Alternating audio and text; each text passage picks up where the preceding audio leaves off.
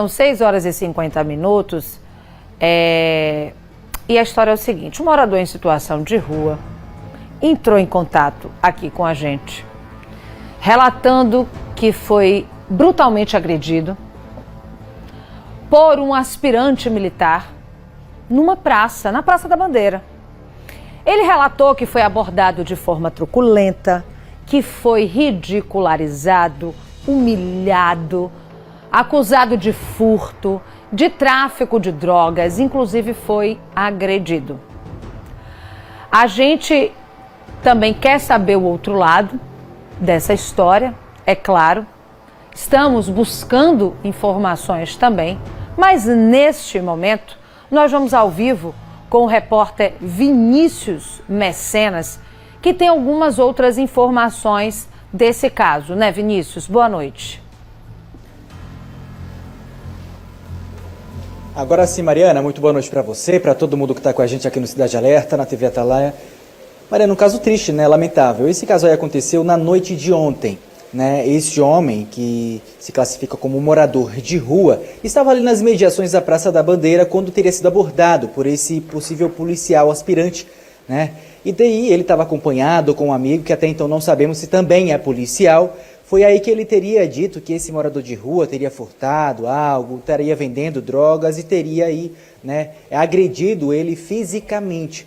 E ele só conseguiu sair de lá porque acabou fugindo. Ele foi parar, Mariana, no estacionamento do DHPP, veja só, que é o Departamento de Homicídio e Proteção à Pessoa. Então eu estou aqui com ele para ouvirmos dele, né, o que de fato teria acontecido, né, o que foi dito, na verdade, na hora dessa abordagem desses homens com você. Boa noite. Boa noite. Ele chegou falando que era polícia, com uma pistola na mão, me revistou, me botou de cabeça para baixo e nem perguntou nome nem nada e começou a me agredir, dando tapa no meu rosto, murro, dizendo que eu tinha que dar conta de não sei o que roubaram não sei o que, dizendo que era eu, e não parava de me bater. Você, inclusive, ficou com várias escoriações no rosto, também no ouvido você falou que está bem tapado ainda por conta dos murros que ele acabou desferindo contra você, né? Sim, meu ouvido está consumido, meu maxilar ainda está, quando eu abro a boca ainda dói, do murro que ele deu.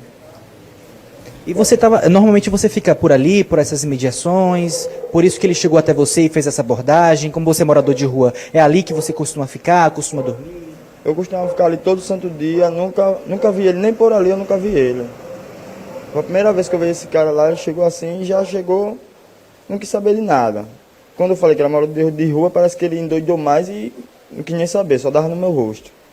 E aí você só conseguiu se safar dessa situação toda porque fugiu, né? Acabou correndo e foi parar na DHPP? Foi, segurei no portão e só saía de lá se chegasse alguma polícia ou alguém para me tirar. Porque com ele eu não saía, que eu vi a hora dele me matar.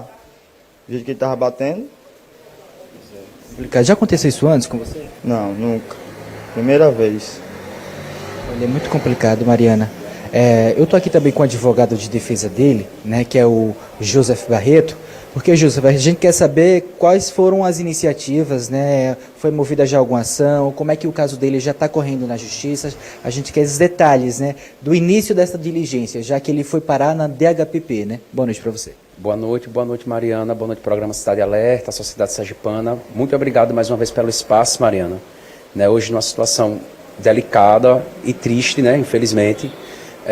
Agradecer também o apoio, né, e a atenção da Delegacia de Grupos de Vulneráveis, a delegada Miri Mansuê, que nos recebeu hoje com todas as honras, prestou atenção em tudo, já começou a adotar algumas providências. É muito prematuro falar sobre o que de fato aconteceu, né? Ontem eu fui chamado para acompanhar essa situação na delegacia, fui lá e prestei o boletim de ocorrência como comunicante, né? O que a gente já evidencia logo de plano é que é um crime de ódio aí, né? Que a gente fala hoje até em necropolítica, mas aí daqui a pouco a doutora Ana Manuela vai falar melhor sobre isso. E aí a gente vai fazer os levantamentos para saber identificar esse cidadão, né, que ele informa que é um policial, mas a gente também não tem certeza se de fato é, e tecnicamente também para mim não é vantajoso, e é muito prematuro falar sobre a identificação desse cidadão. O que a gente já vai tomar providência na segunda-feira é procurar o comitê, que tem um comitê específico no Tribunal de Justiça de apoio a essa população em situação de rua, né? Vamos procurar também outras instituições, a OAB, né, o governo do estado por meio da sua secretaria responsável. Essas pessoas estão na rua ainda, né, sem proteção alguma, com medo de voltar para o lugar onde ele dorme, porque ele mora na Praça da Bandeira, ele junto com a esposa. Né, qual é a segurança que essa pessoa tem? E aí eu estou adotando as providências necessárias, eu já adotei, que foi registrar o boletim de ocorrência e noticiar o fato. Né, mas aí a gente ainda está levantando informações. Perfeito. Eu também estou aqui agora com a advogada Ana Manoeli, porque muito foi dito sobre essa questão da necropolítica, e ela vai ter mais propriedade para explicar um pouco mais sobre isso, e para além disso, ela também cabe, né, como testemunha, já que ela estava, né, nas mediações ali do DHPP, presenciou tudo, mas para além dessa sua questão enquanto testemunha, eu queria que você explicasse um pouco mais essa questão da necropolítica, já que a gente sabe que é algo que surgiu e tomou uma pujança ainda maior na época do George Floyd, né, lá nos Estados Unidos, aqui em Sergipe, do caso do Genivaldo de Jesus. Se enquadraria esse caso nesse tipo de prática? Boa noite, Vinícius, né? Boa noite, Mariana, boa noite a toda a sociedade sergipana que nos assiste nesse momento, sim.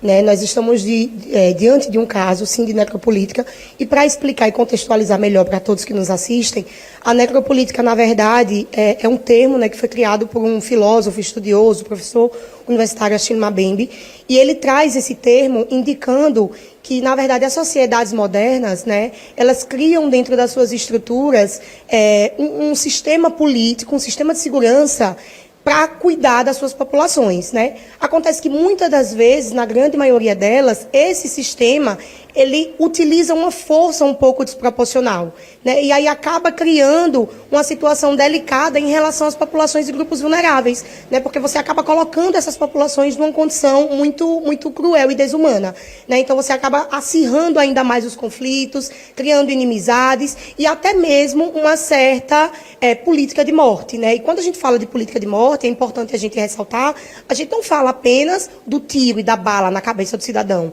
a gente fala de condições subhumanas a que essas pessoas são submetidas, né? Então, mulheres, pessoas indígenas, pessoas negras, né, e outros tantos grupos vulneráveis são colocados nessa situação. Isso é necropolítica, né? Então, a gente fala da política de morte no sentido também de uma política social, né? De acesso à saúde, acesso à educação, saneamento básico, educação, ensino. Quando a gente não tem o suporte dessas políticas públicas, a gente coloca essas populações dentro do encaixe do termo da necropolítica. Olha, Ana, muito obrigado também por suas explicações. Eu agradeço aqui ao Joseph, né, a esse senhor que preferiu, claro, não está se identificando. O que a gente espera, Mariana, é que ele tenha esse devido acolhimento, principalmente por parte da assistência social aqui de Aracaju, já que se trata de um morador em situação de rua, foi agredido, teve lesão corporal e tudo mais.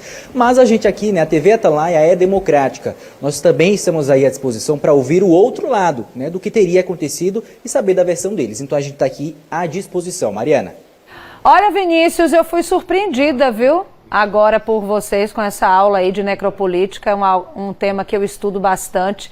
O filósofo camaronês, como ela citou, Achille Mbembe, cada um tem uma pronúncia diferente, mas extremamente importante a gente falar desse conceito aqui, quando o Estado define quem deve morrer e quem deve viver, baseado muitas vezes numa estética, num preconceito. Agradeço pelas informações trazidas.